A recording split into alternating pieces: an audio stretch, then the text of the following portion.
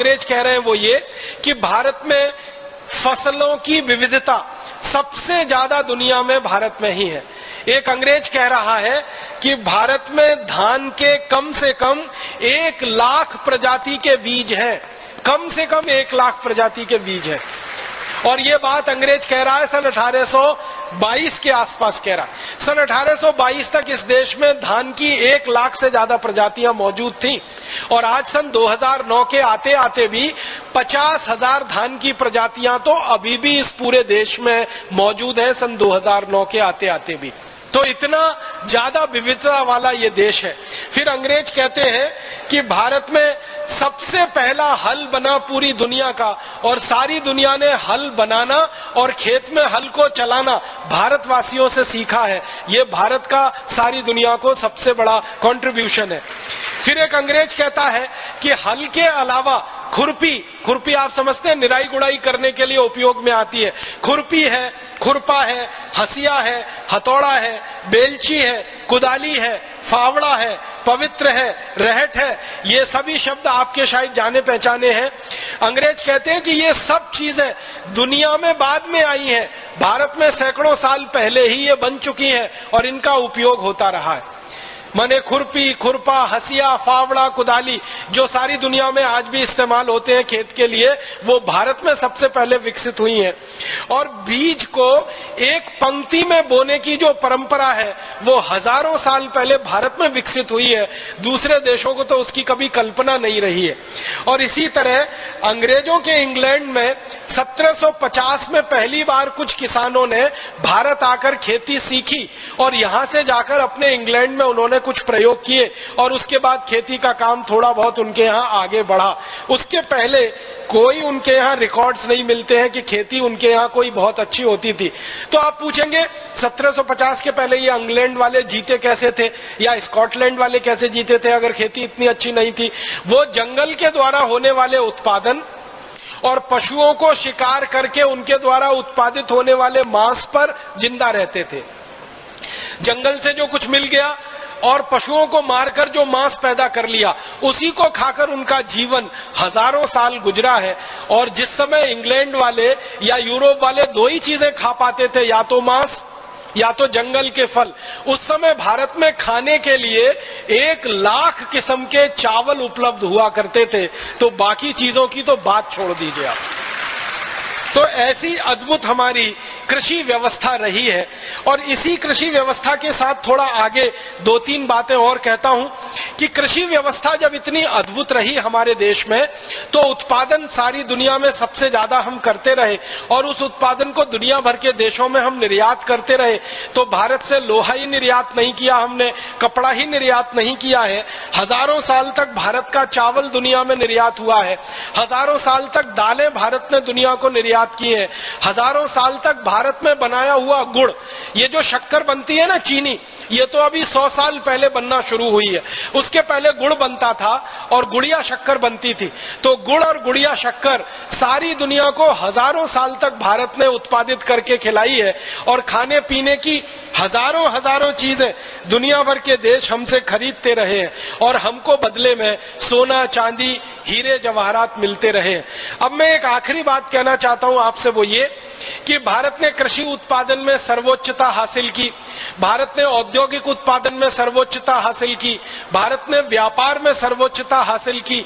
ये सबका आधार था भारत की शिक्षा व्यवस्था। अगर शिक्षा व्यवस्था अच्छी नहीं होती तो शायद भारत ये कोई भी काम अच्छा नहीं कर पाता। किसी भी देश का तरक्की का पैमाना हम जब नापते हैं ना कि इस देश का कितना विकास है, तो 2 ही चीजों से वो पैमाना नापा जाता है और बनता है। पहला होता है स्वास्थ्य और दूसरा होता है चिकित्सा।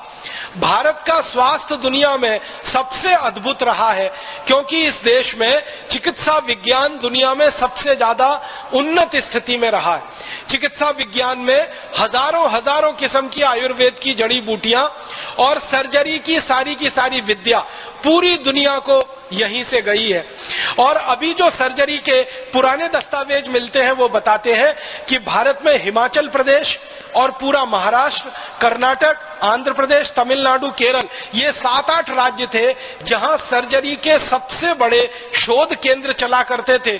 और एक दो नहीं, हजारों सर्जरी के विशेषज्ञ इन केंद्रों में पढ़कर तैयार होते थे और समाज की सेवा करते थे। आपको सुनकर हैरानी होगी, जब दुनिया में कोई नहीं जानता था, आंख में मोतियाबिंद का पहला ऑपरेशन भारत में हुआ है। और जिसको आज हम राइनोप्लास्टी कहते हैं, सर्जरी की सबसे आधुनिकतम विज्ञा, उसका सबसे पहला परीक्षण और प्रयोग भी भारत में हुआ है। और इंग्लैंड की जो रॉयल सोसाइटी ऑफ सर्जन है, वो अपने इतिहास में लिखते हैं कि हमने सर्जरी भारत से सीखी है और उसके बाद पूरे यूरोप को हमने ये सर्जरी सिखाई है। तो भारत चिकित्सा में बहुत ऊंचा, भारत तकनीकी में बहुत ऊंचा, भारत विज्ञान में बहुत ऊंचा, भारत उद्योग में बहुत ऊंचा, और इन सब के बाद भारत व्यापार में बहुत ऊंचा, और ये सबका आधार भारत शिक्षा व्यवस्था में सबसे ऊंचा। ऐसा अद्भुत देश हमारा भारत रहा है जो अंग्रेजों के आने के पहले तक था। तो फिर आप बोलेंगे इतनी गिरावट भारत में कैसे आई? ये सारी गिरावट भारत में आई अंग्रेजों की नीतियों के कारण और अंग्रेजों के कानूनों के कारण। अंग्रेजों ने देखा कि भारत की सारी व्यवस्थाएं इतनी अद्भुत हैं, तो इन सारी व्यवस्थाओं को खत्म करना है, तोड़ना है, क्योंकि गुलाम बनाना है भारत को। मैकॉले कहता है कि भारत को गुलाम बनाना है तो भारत की संस्कृति, सभ्यता, शिक्षा, इन सबका नाश करना पड़ेगा। तो उनका नाश करने के लिए उन्होंने कानून बनाए। सबसे पहले एक कानून बनाया इंडियन एजुकेशन एक्ट, और उस कानून के आधार पर भारत के गुरुकुल बंद किए गए और धीरे धीरे भारत की शिक्षा व्यवस्था का नाश हो गया। फिर अंग्रेजों ने एक दूसरा कानून बनाया कि भारत की वस्तुओं पर ज्यादा से ज्यादा कर लगाओ और अंग्रेजी वस्तुओं को भारत में टैक्स फ्री कराओ। उसके बाद भारत के कारखाने बंद हो गए, फिर भारत का निर्यात खत्म हो गया।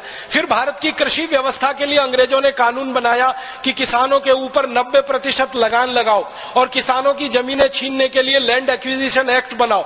उसके बाद हिंदुस्तान के किसान बर्बाद हो गए। फिर किसानों के काम आने वाली गाय और बैल, इनका कत्ल कराओ, और सबसे पहला कत्ल खाना अंग्रेजों ने शुरू किया कलकत्ता में, जो आज भी चल रहा है।